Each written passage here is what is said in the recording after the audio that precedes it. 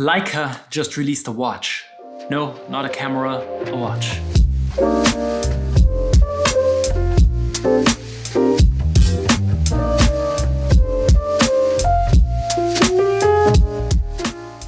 Welcome back everyone to another episode, and today I'd like to talk about a Leica watch actually, not a camera, a watch. And I had the opportunity to visit the Leica store here in Vienna when they released the watch 1 week ago. Well, you all know Leica for their cameras, and for those of you who are into photography, Leica should definitely mean something to you. I also had the opportunity to play around with some cameras, but that you will see on Instagram. Let me tell you one thing. These watches are fantastically crafted and they look great. They might be a bit different than you expect. They're quite special. So let's get into the specs of the watches.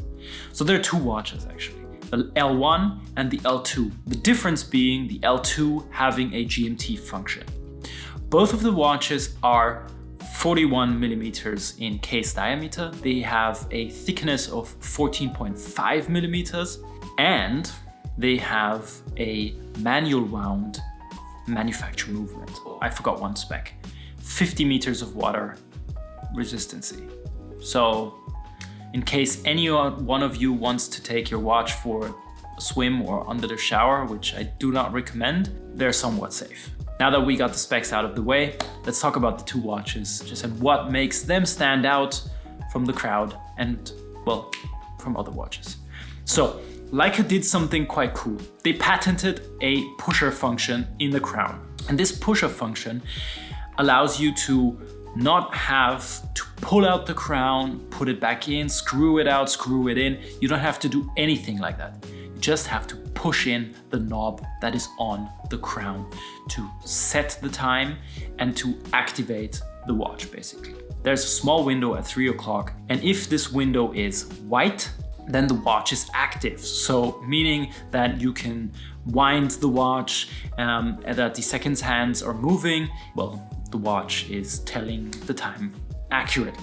Next up, if you push in the pusher on the crown, then the display will turn red. And red means that you can now simply adjust the time with the crown. So basically you just turn the crown and then you can set the time. That's how easy it is. You don't have to do anything complicated. You just have to press a button and watch stops, set the time, press a button again, watch keeps on going. You can wind it, you can do anything with it. Next up, you have a pusher at 2 o'clock as well. And this pusher is here to set the date. So you get the whole aspect of pushers and everything.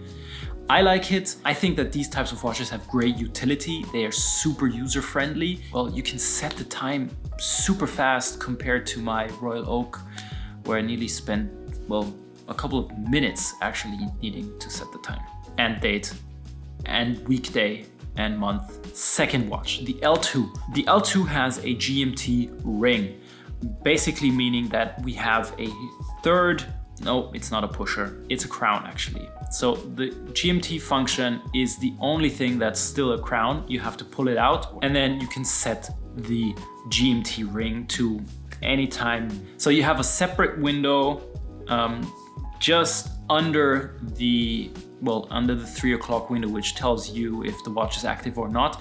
And this window basically tells you the day and night. It's super easy. If it's white, it's day, and if it's black, it's night. So very, very easy. Both of the watches also feature a power reserve display at 9 o'clock. Now you've heard about the watches, you've had the specs handed to you by me, you've seen the watch, how it handles, and what cool, intuitive, and user-friendly watch it is. Now let's turn the watch around and look at the movement. And damn, this movement is gorgeous. They reduced everything on this movement, making it super nice, and also the finishing is clean.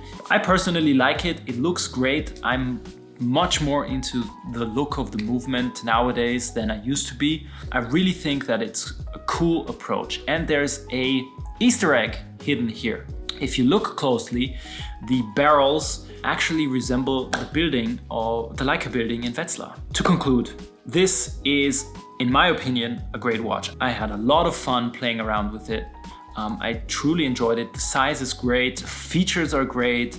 It's a fun piece. What else is there to say?